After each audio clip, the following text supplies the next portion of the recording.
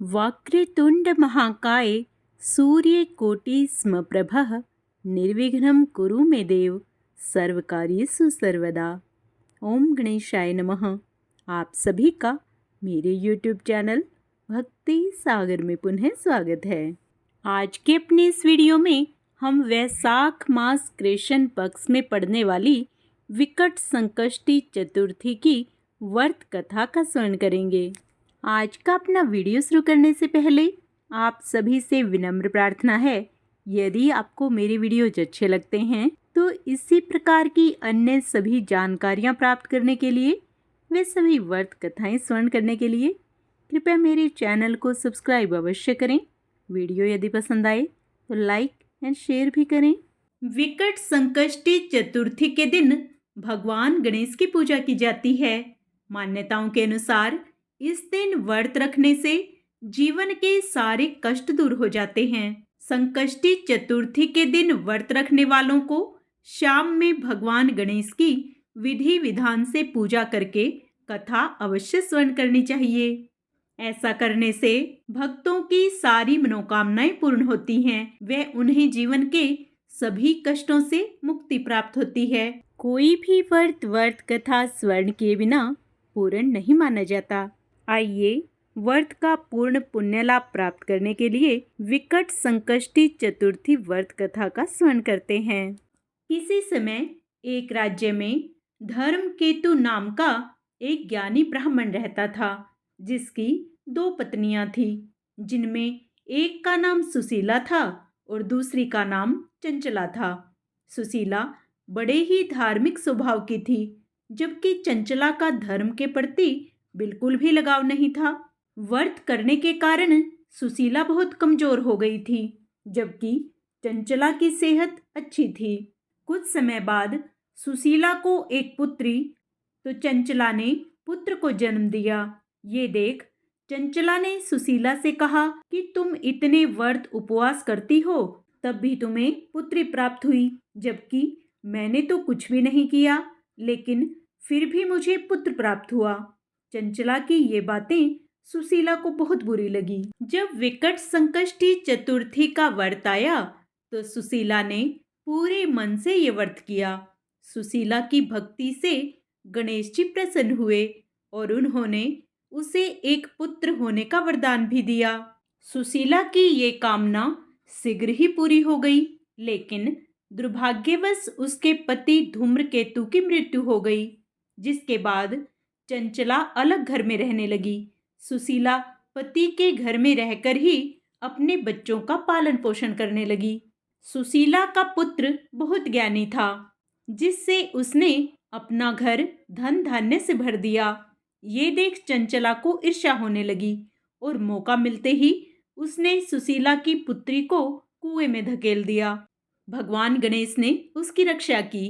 चंचला ने जब ये देखा कि भगवान गणेश स्वयं सुशीला के परिवार की रक्षा कर रहे हैं, उसे अपने द्वारा किए गए कर्मों पर बड़ा पछतावा आया और उसने तुरंत ही सुशीला से माफी मांग ली। फिर सुशीला के कहने पर चंचला ने भी विकट संकष्टी चतुर्थी का व्रत किया, जिससे उसके घर पर गणेश जी की कृपा बरसने लगी। विकट संकष्टी चतुर्थी के दिन जो भी भक्त इस कथा को सुनते व पढ़ते हैं, भगवान गणेश उनके सारे विघ्न हरते हैं। वे उन पर अपनी विशेष कृपा दृष्टि बनाते हैं। ओम गणेशाय नमः। भगवान गणेश की एक अन्य कथा के अनुसार एक बार भगवान परशुराम अपने गुरु भगवान शिव से मिलने कैलाश पर्वत गए। परशुराम जी को भगवान शिव के दर्शन करने की अभिलाषा थी, लेकिन भगवान शिव ध्यान मग्न थे। द्वार पर खड़े गणेश जी ने भगवान परशुराम को अंदर जाने से रोका, क्योंकि शिव जी ने उन्हें ध्यान में विघ्न न डालने के लिए कहा था। हालांकि कैलाशपति के परम भक्त परशुराम जी इस बात पर अटल थे कि वे शिव जी से बिना मिले नहीं जाएंगे। वहीं भगवान गणेश भी अपनी बात पर पूर्ण अडिग थे। इस पर परशुराम जी को क्रोध आ गया और उन्होंने गणेश जी को युद्ध के लिए ललकारा, जिसे गणपति बप्पा ने स्वीकार कर लिया और दोनों के बीच भीषण युद्ध हुआ। इसके बाद परशुराम जी ने शिवजी से ही प्राप्त फरसे से भगवान गणेश पर वार किया। गजानन ने अपने पिता के अस्त्र का आदर रखा और परशुराम जी के प्रहार से उनका एक दांत टूट गया। एक दांत टूट जाने के कारण भगवान गणेश एक दंत कहलाए। इस घटना के पश्चात जब भगवान परशुराम को एहसास हुआ कि भगवान शिव के मना करने पर ही भगवान गणेश ने उन्हें रोका था, तो उन्हें अपनी गलती का एहसास हुआ और उन्होंने बप्पा को समस्त तेज, बल, कौशल और ज्ञान से परिपूर्ण आशीष प्रदान किया।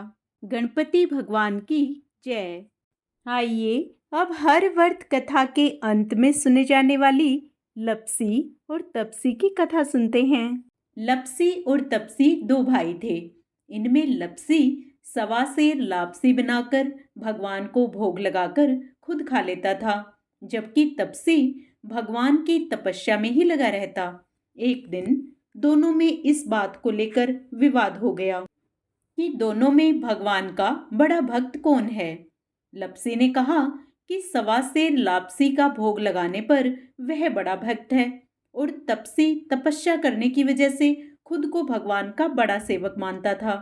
तभी वहां से गुजर रहे नारद मुनि ने उन्हें देख लिया। पूछने पर उन्होंने अपने विवाद का कारण उन्हें बताया। तब नारद जी ने कहा कि इसका फैसला वे कर देंगे।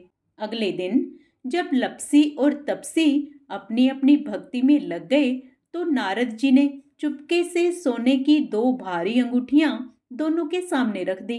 जब लपसी की नजर अंगूठी पर पड़ी तो उसने कोई ध्यान नहीं दिया, लेकिन तपसी ने तपस्या करते हुए चुपचाप उसे घुटनों के नीचे दबा लिया। इसके बाद जब नारद मुनि वहां आए तो उन्होंने हम में से कौन बड़ा है यही प्रश्न फिर से किया, जिसे सुन नारद जी ने तपसी को खड़ा होने के लिए कहा। खड़े होते ही तपसी के नीचे दबी अंगूठी नीचे गिर गई, जिसके बाद नारद जी ने तपसी से कहा कि तपस्या करने पर भी तुम्हारे मन में चोर है, जबकि भगवान को भोग लगाकर खुद ही जीवने वाले लपसी में यह भावना नहीं है, इसलिए तुम दोनों में से लपसी बड़ा है। यह सुनकर तपसी शर्मिंदा होकर नारद जी के चरणों में गिर पड़ा और अपनी तपस्या का फल मिलने का उपाय पूछा। तब नारद जी ने कहा कि यदि कोई गायें, कुत्ते और बेसहारा जानवरों की रोटी नहीं बनाएगा, गरीबों को भोजन कर दक्षिणा नहीं देगा और दिए से दिया जलाएगा, तो उसके पुण्यों का फल तुम्हें मिलेगा। इसी तरह यदि कोई सारी कहानी सुनकर तुम्हारी कथा नहीं सुनेगा तो उसका पुण्य फल भी तुम्हें ही मिलेगा। उसी समय से प्रत्येक व्रत कथा के अंत में लपसी और तपसी की कथा अवश्य सुनी जाती है। आइए अब व्रत का पूर्ण पुण्य लाभ प्राप्त करने के लिए श्री गणेश जी की आरती करें। जय गणेश जय गणेश जय गणेश देवा, माता जाकी पार्वती पिता महादेवा। एक दंत दयावंत चार भुजाधारी, मस्तक सिंदूर सोहे मूसे की सवारी। अंधन को आँख देत कोढ़िन को काया, बांझन को पुत्र देत निर्धन को माया। जय गणेश जय गणेश जय गणेश देवा, माता जाकी पार्वती पिता महादेवा। पान चढ़े फूल चढ़े और चढ़े मेवा, लड्डुवन का भोग लगे संत करे सेवा।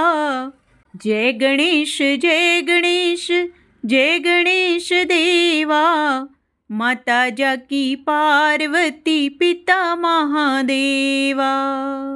कामना को पूर्ण करो शंभु सुतवारी, कामना को पूरा करो जाए बलिहारी। जय गणेश जय गणेश जय गणेश देवा, माता जाकी पार्वती पिता महादेवा। ओम गणेशाय नमः।